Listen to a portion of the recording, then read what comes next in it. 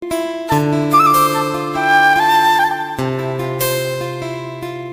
साहेब जी, आज हम इस सत्संग में जानेंगे कि गीता जी में वर्णित परम अक्षर ब्रह्म कौन है। प्रसंग चल रहा है, यहां पर तीन परमात्मा, तीन पुरुष, तीन प्रभु मुख्य रूप से आध्यात्म ज्ञान में रहते हैं। एक सरपुरुष, एक अक्षर पुरुष, एक परम अक्षर पुरुष, जिसको सच्चिदानंद घन ब्रह्म कहा है।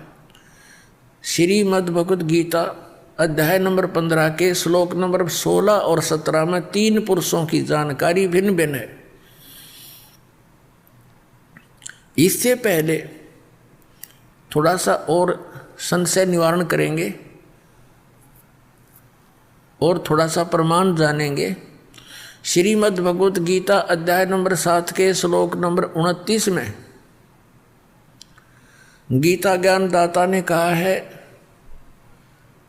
कि जो व्यक्ति उस तत्ब्रह्म से परिचित है और सारे अध्यात्म ज्ञान से परिचित है, सभी कर्मों से परिचित है, वो केवल जरा और मरण से छूटने के लिए ही प्रयत्न करता है, संसार की और किसी भी वस्तु की इच्छा नहीं रखता।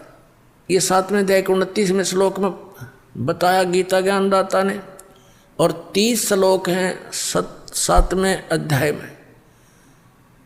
फिर 8वें अध्याय के प्रथम मंत्र में श्लोक में गीता ज्ञानदाता से अर्जुन ने पूछा कि किम तत्ब्रह्म, वो तत्ब्रह्म क्या है और वो अध्यात्म ज्ञान क्या है, वो कर्म क्या है, वो तत्ब्रह्म क्या है, मुझे उसकी जानकारी दीजिए कि जिसको जानने के बाद साधक फिर यहाँ की किसी वस्तु की डिमांड नहीं रखता। 8वें अध्याय के 3 श्लोक में गीता ज्ञानदाता ने उसका उत्तर दिया है कि वो परम अक्षर ब्रह्म है। यानी गीता ज्ञानदाता से कोई अन्य समर्थ शक्ति है, वो सुप्रीम गॉड है, वो परम अक्षर ब्रह्म है। अब प्रमाण देखिएगा, ये देखिएगा अध्याय नंबर 7 का, और यहाँ 29वां श्लोक है। यहाँ संस्कृत है इसकी। जरा मरण मोक्षाय, जरा माने बुढ़ापा वृद्धावस्था, मरण मृत्यु, मोक्षाय माने मोक्ष के अर्थ, मोक्ष के लिए, उस जरा और मरण से छुटकारे के लिए माम आश्रित है, मेरे इस ज्ञान का आश्रय करके के तत्वदर्शी संत की खोज कर ले, वो बतावेंगे।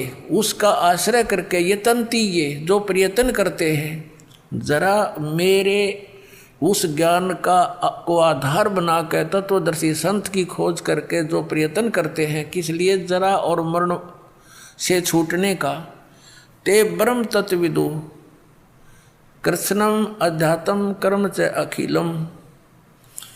इसका अनुवाद देखिए।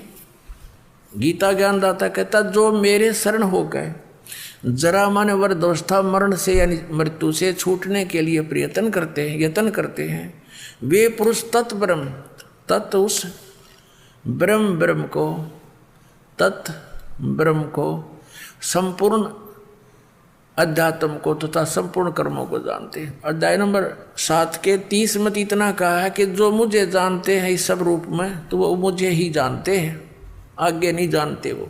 अब इसके साथ ही ये है 8वें अष्टमो अध्याय, इसके प्रथम मंत्र में अर्जुन ने पूछा किम तत्ब्रह्म, अर्जुन वाच किम तत्ब्रह्म, आपने जिस इस तत् ब्रह्म, उस ब्रह्म को, संपूर्ण अध्यात्म को, संपूर्ण कर्मों को जानते।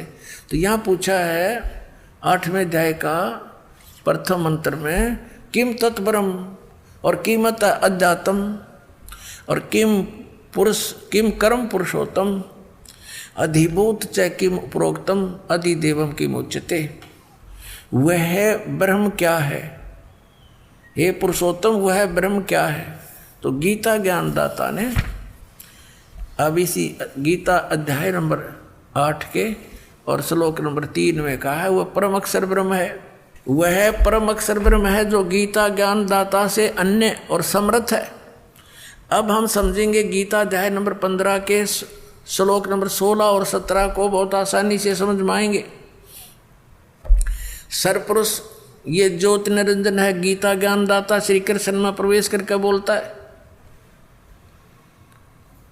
और अक्षर पुरुष है ये सात शंख ब्रह्मांड का स्वामी, जो संसार रूपी वृक्ष का तना जानो। और मूल जो है वो परम अक्षर ब्रह्म है। अब देखिएगा गीता अध्याय नंबर 15 का श्लोक नंबर 16 और 17, ये देखिएगा। इसके नीचे से 16वां यहाँ श्लोक है। दिवौ इमौ पुरुषौ लोके सर च अक्षर है एव च। इस लोक में दिवौ माने दो, पुरुषों माने परमात्मा वेल नोन है। कौन? सरपुरुष कहो अक्षर पुरुष कहो। इस पुरुष को हम यहाँ दो जगह लगा सकते हैं, सरपुरुष और अक्षर पुरुष। और इनके अंतर्गत जितने प्राणी हैं वो तो नासवान हैं, जीवात्मा किसी की मरती नहीं है, तो सबका गधे की भी नहीं मरती। यह अनुवाद देखें। इस संसार में नासवान और अविनाशी भी ये दो प्रकार के पुरुष, यानी पुरुष माने परमात्मा प्रभु हैं। एक सरपुरुष, एक अक्षर पुरुष। और संपूर्ण प्राणियों के शरीर नासवान है, जीवात्मा तो सबकी अविनाशी है, गधे कुत्ते की भी है। अब 17 में कहा कि उत्तम पुरुष तो अन्य, इन दोनों से, इस सर और अक्षर से, ये दो पुरुषों से अन्य है। उत्तम पुरुष है तो अन्य, और परमात्मा इति उदारते है, जिसको परमात्मा कहा जाता है।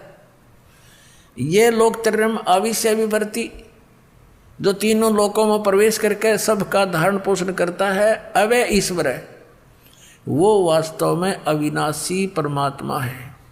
उत्तम पुरुष यानी श्रेष्ठ प्रभु तो कोई और है, इन दोनों से, 16वें श्लोक वालों से अन्य है, और ही है।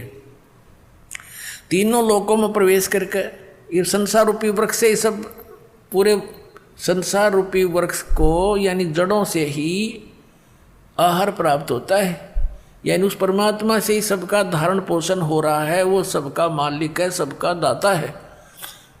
अब यहाँ फिर देखिए, उत्तम पुरुष तो अन्य ही है, जो तीनों लोकों में प्रवेश करके सबका धारण पोषण करता है। वो अविनाशी परमेश्वर परमात्मा इस प्रकार कहा गया है। अब ये विचलित कर देंगे आपको ये तत्वज्ञानहीन 15वें अध्याय के 18वें श्लोक में। अपने आत्मा ये तत्वज्ञान है, और ये तत्वज्ञानहीन प्राणी आपको यहाँ अड़ा देंगे कि गीता ज्ञानदाता ने 15वें अध्याय के 18वें श्लोक में बताया कि वो उत्तम पुरुष मैं ही हूँ। नहीं, यहाँ तो इसने ये कहा कि मेरे अंतर्गत जितने प्राणी हैं उनसे मैं उत्तम हूँ। इसलिए लोक वेद के आधार से यानी दंत कथाओं के आधार से मैं पुरुषोत्तम प्रसिद्ध हूँ। लेकिन उसने स्पष्ट कर दिया है 15वें अध्याय के 17वें श्लोक में कि वो तो कोई और है, उसको तो तत्वदर्शी संत बताएंगे। बस इतनी सी बात है। ये देखो, इसका यहाँ अनुवाद है गीता अध्याय नंबर 15 का और श्लोक नंबर 18। क्योंकि मैं, इसका अर्थ है यस्मात् सर अतीत है अहम अक्षरातपि च उत्तम उत्तम अतः अस्मि लोके वेदे। लोके वेदे माने लोक वेद में दंत कथाओं के आधार में मैं पुरुषोत्तम प्रथित माने प्रसिद्ध हूँ। क्योंकि मैं नासवान जड़ वर्ग क्षेत्र से तो सर्वथा अतीत हूँ और अविनाशी जीव आत्मा से भी उत्तम हूँ, इसलिए लोक और वेद में पुरुषोत्तम नाम से प्रसिद्ध हूँ। अब यहाँ इसने क्या कहा है, यदि ये और साथ में श्लोक आपको ना सुनाए जाते तो यहाँ आपकी बुद्धि नहीं सेट होती। ये कहता कि मेरे अंतर्गत जितने भी प्राणी आते हैं, क्योंकि ये केवल 21 ब्रह्मांड का स्वामी है और इसको सरपुरुष भी कहते हैं। तो ये कहता मेरे अंतर्गत जितने प्राणी हैं वो चाहे तो नासवान जड़ वर्ग है और चाहे अविनाशी जीवात्माएं हैं, उनसे मैं उत्तम हूँ, श्रेष्ठ हूँ। इसलिए इस दंत कथा के आधार से, लोक वेद के आधार से मैं पुरुषोत्तम प्रसिद्ध हो रहा हूँ। वास्तव में पुरुषोत्तम तो उसने बता दिया कोई और ही है। और फिर 8वें अध्याय के श्लोक नंबर 1 के उत्तर में, 8वें अध्याय के 3 श्लोक में गीता ज्ञानदाता ने स्पष्ट ही कर दिया है कि वो परम अक्षर ब्रह्म है।